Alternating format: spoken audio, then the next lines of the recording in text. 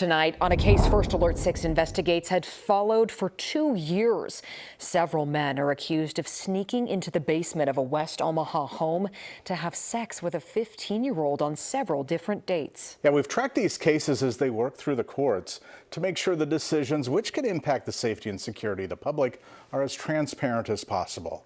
This morning, we're in the Omaha courtroom as 56-year-old Travis Tierney goes before a judge. The state's asked that his bond be forfeited. That's the money the former neurosurgeon paid to get out of jail before trial 2 years ago when he was initially arrested, $75,000. Tierney's attorney argued to the court that his client thought he had permission to leave Nebraska and fly to Arizona for a second time, when he in fact did not. My client did something that he should not have done.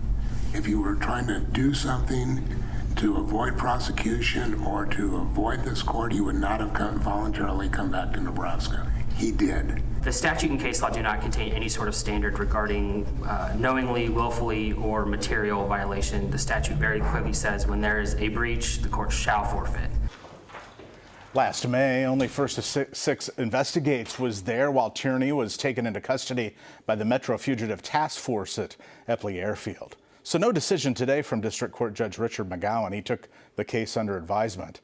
Well, Judge McGowan, who's only been a judge for a few months, faced criticism in March when he sentenced another defendant in this case. Now, these two men preyed on the same victim, pleaded the exact same charges.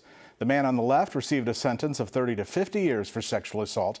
This was from a different judge who was later promoted to the state Supreme Court. Judge McGowan took over that judge's caseload in March, sentenced the other man in the graphic to probation for sexual assault. Big difference. County Attorney Don Klein called the sentence excessively lenient and has asked the Nebraska Court of Appeals to weigh in. We'll let you know when that appeal is heard.